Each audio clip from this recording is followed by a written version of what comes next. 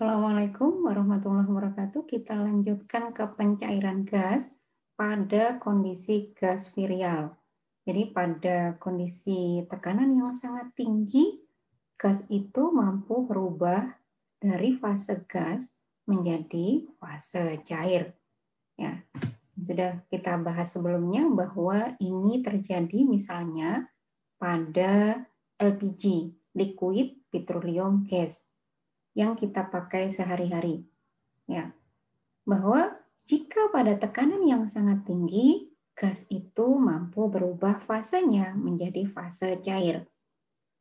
Pandangan teori kinetik gas menganggap bahwa zat cair ini sebagai kelanjutan dari fase gas di mana jarak antar molekulnya sangat kecil. Paham ya? Jadi kalau pada bentuk gas, partikel-partikelnya sangat kecil dan mereka jaraknya berjauhan. Tetapi ketika tekanannya dinaikkan, dikompres ya, dimampatkan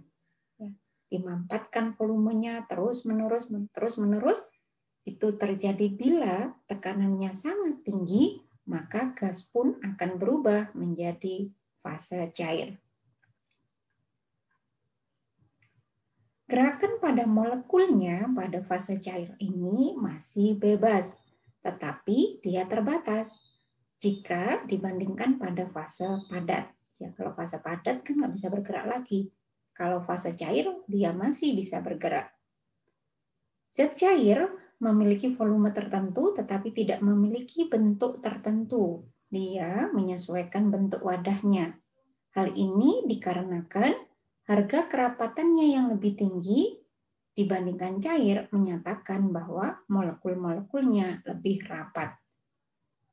Harga kerapatannya ya lebih tinggi pada fase padat, ya kan? Pada fase padat itu kerapatannya lebih sangat tinggi, pada fase cair lebih longgar lagi. Nah, lebih longgar lagi atau tidak rapat lagi pada fase gas. Berikutnya adalah jika zat cair ditempatkan dalam suatu tabung yang tertutup rapat, maka sejumlah uap akan timbul dengan tekanan tertentu.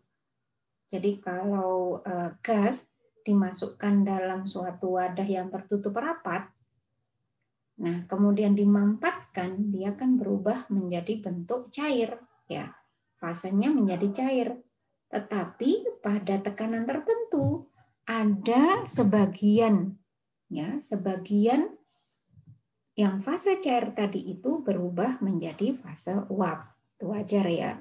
Kalau tekanannya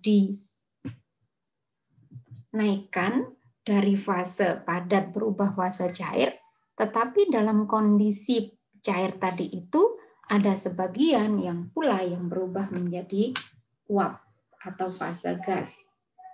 Tekanan ini akan membentuk keseimbangan setelah tekanannya tetap. Jadi tekanannya tadi itu bisa berubah-berubah, kemudian membentuk keseimbangan. Jika dipanaskan, tekanan uap akan naik terus dan pada suatu saat batas antara fase cair dan fase uap tadi itu akan menghilang. Dan inilah yang disebut dengan titik kritis. Temperatur, tekanan, dan volume molar pada titik kritis disebut dengan temperatur kritis, tekanan kritis, dan volume kritis. Jika temperatur terus dinaikkan di atas temperatur kritisnya, maka semua massa air akan tetap berstatus gas sekalipun tekanannya ditambah. Nah, tidak ada zat cair yang dapat terbentuk di atas temperatur kritisnya. Terima kasih anak-anak yang sudah membantu menyiapkan PowerPoint-nya. Saya akhiri. Wassalamualaikum warahmatullahi wabarakatuh.